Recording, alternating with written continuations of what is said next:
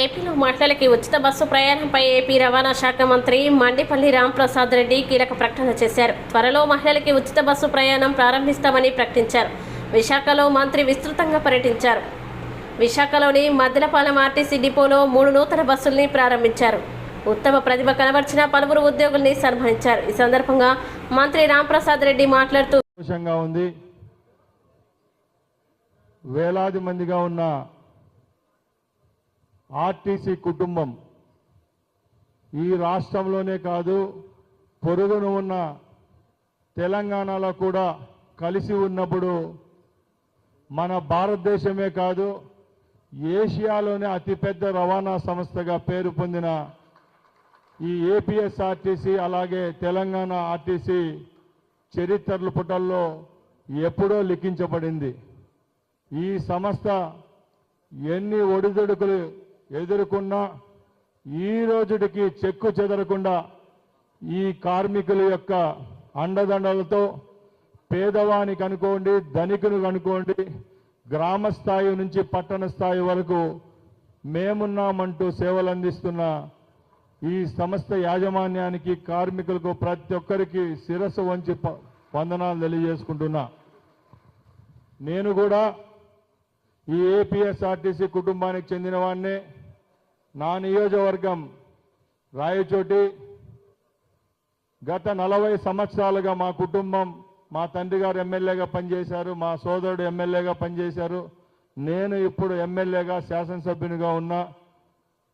మేము ఒక యూనియన్ గౌరవ అధ్యక్షుడిగా 40 సంవత్సరాల నుంచి ఈ ఏపీఎస్ఆర్టీసీతో విడదీయరాని అనుబంధం ఉంది మా కుటుంబానికి. కాబట్టి ఇక్కడ సమస్యలు చెప్పినా చెప్పకపోయినా క్షుణ్ణంగా నాకు ఏపీఎస్ఆర్టీసీ గురించి తెలుసు. అందుకే ఈరోజు గర్వంగా ఉంది.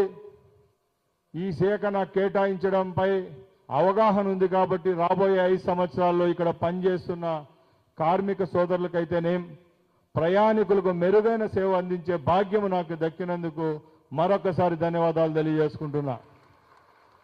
సోదరులారా, మీ అందరికీ తెలుసు ఈ ఏపీఎస్ఆర్టీసీ ఈరోజు ఏ విధంగా ఉందో మనం చూస్తూ ఉన్నాం. ఎన్ని సమస్యలున్నా మనం వెనక తగ్గకుండా సేవలు అందిస్తూనే ఉన్నాం.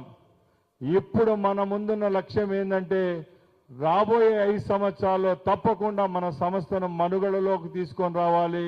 రేపు మీకైతేనే ప్రయాణికునికైతే మేలు జరిగే విధంగా ఈ రాష్ట్ర ప్రభుత్వం తప్పకుండా చర్యలు తీసుకుంటుందని రవాణా శాఖ మంత్రిగా మీ అందరి ముందర తెలియజేసుకుంటున్నా.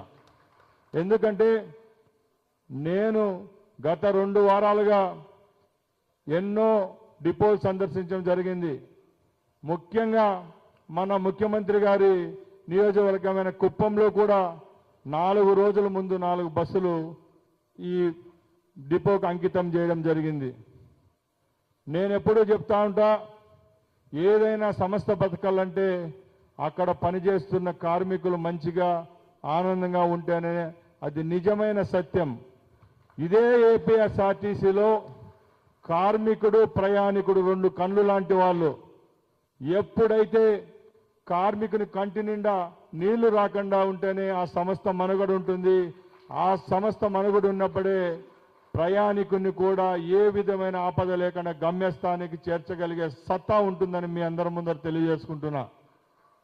ముందు ప్రభుత్వాల్లాగా కొన్ని సంస్థలను పట్టించుకొని మిగతా విషయాల్లో లాభదాయకంగా లేవని చెప్పి పక్కన పెట్టే ప్రభుత్వం, చేతగాని ప్రభుత్వం ఇది కాదని మీ అందరి ముందర తెలియజేసుకుంటున్నాం.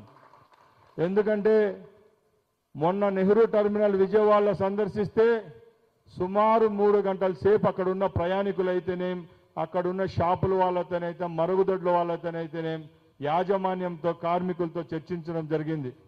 అక్కడ ఒకటే చెప్పారు, గత 5 సంవత్సరాల్లో కార్మిక మంత్రి కూడా తెలియని దుస్థితిలో ఉండింది ఆ రోజు ఆ ప్రభుత్వం.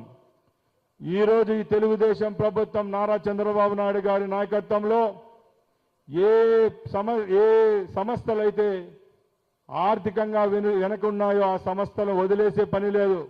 ఇప్పుడే సోదరులు శాసనసభ్యులు గారు ఒకటే చెప్పారు, మనకు కేవలం డబ్బులే అవసరం కాదు, ప్రజలకు సేవ చేసే భాగ్యం కూడా కావాలి. కాబట్టి కొన్ని రూట్లలో బస్సులు నడుపుతూ ఉంటే అక్కడ లాభాలు లేవు, స్కూల్ పిల్ల వాళ్ళు ఉండారని చెప్పి అక్కడ ఏ విధమైన ఆ రూట్ లాభం ఉండకపోతే మనం ఆపే ప్రసక్తే ఉండకూడదని నేను యాజమాన్యం వాళ్ళని కోరుతున్నా. ఎందుకంటే ఈరోజు పెన్షన్ ఇచ్చాం, 65 లక్షల పెన్షన్లు ఈ రాష్ట్రంలో ఇస్తా ఉన్నాం. అది ప్రభుత్వానికి భారమే అని అందరికీ తెలుసు. అయినా కూడా వెనుకడుగేసే ప్రసక్తి లేదు. అన్ని లాభదాయకమైన సంస్థలు అయితే ఉండవు. కొన్ని ప్రజల కోసం పనిచేసే విధంగా ఉండే సంస్థల్లో ముఖ్యమైనది ఏపీఎస్ఆర్టీసీ. అందుకు తప్పకుండా రాబోయే కాలంలో ఏపీఎస్ఆర్టీసీ మనుగడకు ఏ విధమైన సమస్య లేదు. ఏ సమస్య వచ్చినా ఈ రాష్ట్ర ప్రభుత్వం దీన్ని ఆదుకునేదానికి సిద్ధంగా ఉందని మరొకసారి కార్మిక సోదరులకు అలాగే ఇక్కడ ఉన్న మీడియా మిత్రులందరికీ తెలియజేసుకుంటున్నాం. ఎందుకంటే ఈరోజు రాష్ట్రంలో వందల కాదు వేలాది కోట్ల ఆస్తులున్న ఏపీఎస్ఆర్టీ సంస్థ గత ప్రభుత్వాల్లో ఎంతసేపు కార్పొరేషన్గా ఉండి చైర్మన్లను వేసుకొని డైరెక్టర్లను వేసుకొని ఉన్న ఆర్టీసీ